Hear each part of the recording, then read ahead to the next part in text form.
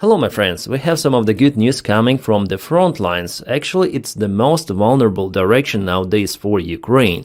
I mean, Dnipropetrovsk Oblast. This is the place where Russia gains the ground almost every day, propelling slowly, but gradually. And what a surprise, today we see some of the blue flags in this area.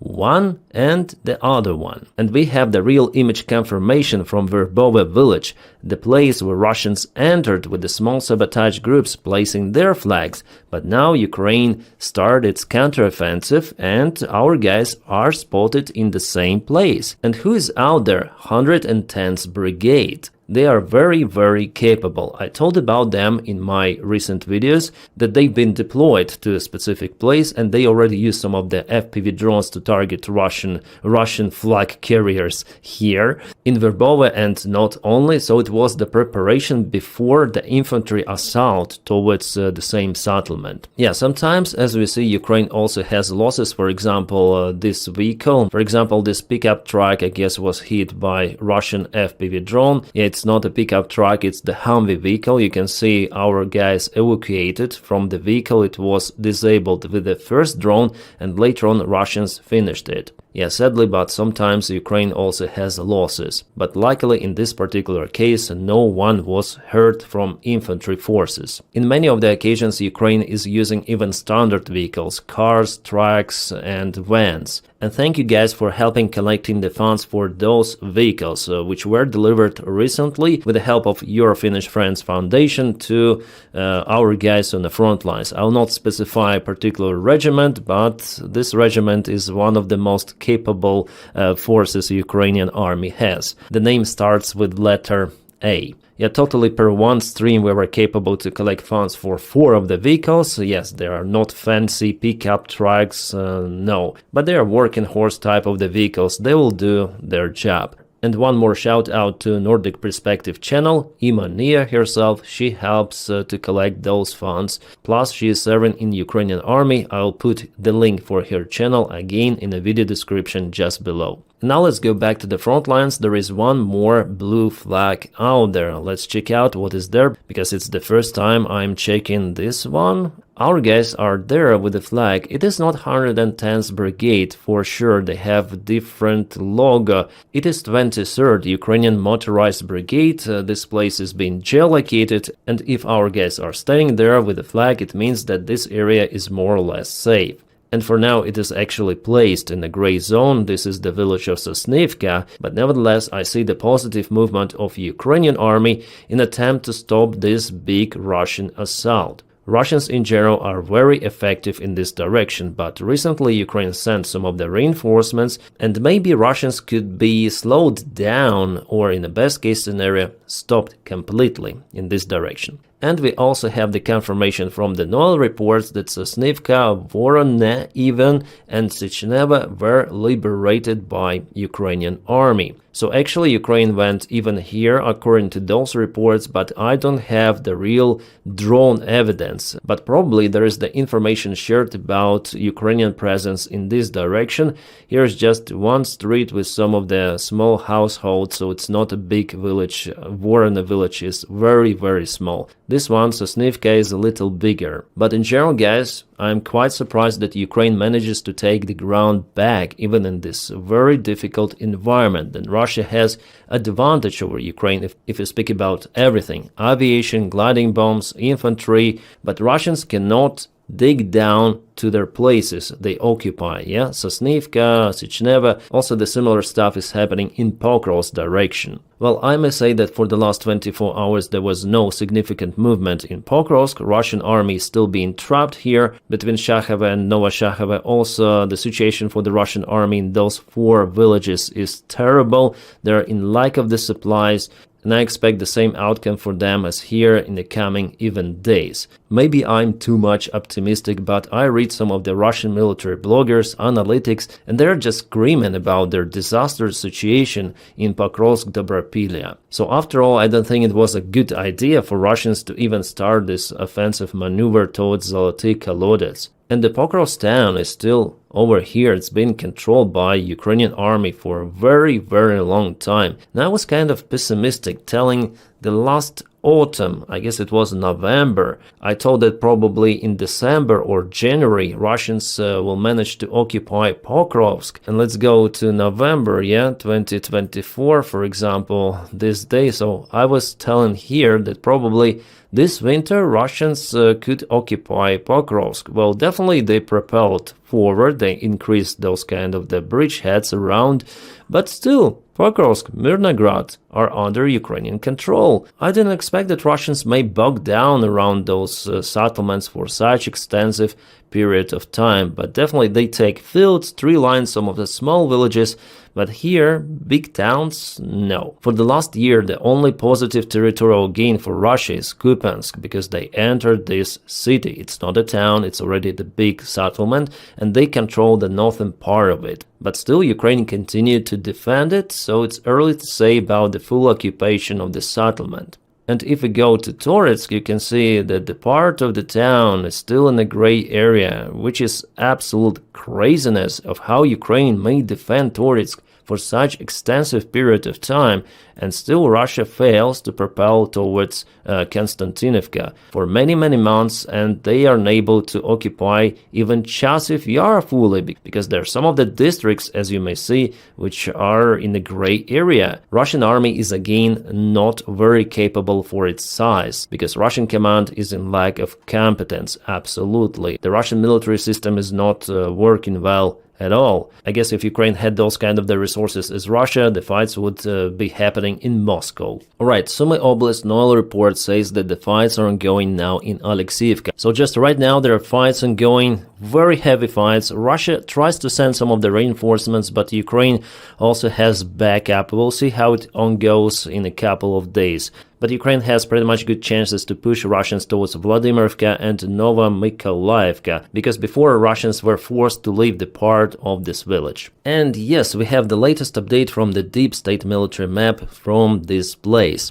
This is the screenshot from their Telegram group. Let's go to the map itself. Where is it? Come on, deep state. Maybe they don't have it for the English version. Let's go to Ukrainian one. Yeah, it is glitching. What is happening? Okay, well, finally on Telegram, this is their Telegram group. Okay, they confirmed that Sosnivka and nearby territories were cleared by Ukrainian defenders. So, yeah. So soon they're gonna update it on their main source, deep state military map. Yeah. Alright, what we have here is the Russian burning Buk M3, I guess it's the name of this air defense system. It was hit by Ukrainian drone somewhere in the southern direction. Ukraine again intensifies strikes on Russian air defense systems and some of the radars. Well, for the last couple of days, Russia lost lots of the stuff, including some of the refineries, oil pumping stations, air defense, and here I'm gonna tell you about more. For example, Russians tried to use the same Buk air defense in Rostov region, and something went wrong for them. Because then they tried to fire a missile, it just kaboomed, the vehicle is gone. And it's the second Buk system lost in the last couple of days. Also, there are official statements from the military command that Russia lost a couple of the very expensive radars. RLS P-14F, Lena and Sopka-2. Well, I do not have the real drone images coming from the place, so I will wait just a little to confirm it by 100%. But should we trust the official statements? In most of the cases, yes, but I would like to see more evidence, let's say. Again, some of the Russian refineries are smoking. Oh my god! And what is this? This is the Ukrainian drone which was spotted. This is FP1 from 5 Point Company. The Orenburg refinery is in the middle class, capable to process roughly 7 million tons of fuel per year. And it is located really far away from Ukraine, 1,500 kilometers, which is roughly 920 miles, maybe even just a little less, I guess. It is at the very border with Kazakhstan. So as you see, every day there are some of the strikes on Russian infrastructure. By the way, we have a new video update from Top Support where Ukraine used some sort of the drone boats to target Russian oil infrastructure. And here's the Russian military ship. It fires towards the boat, which is very close. But what Russians do, they hit water all around. Just look at how far away they aim from this drone boat. Here here the splash, here's the splash, and the drone is over here. Well, maybe it is a camera perspective, but it seems like the fire was conducted from this military ship, or military boat, it's better to say, because after all it's kind of small. Yeah, it seems like Imperial paratroopers from the Star Wars, they had better accuracy than Russian soldiers. Yeah, you see those splashes all around, but the drone boat just proceeded to its target, which is the infrastructure of this oil port, and the video was filmed from the tanker, which has been parked out there.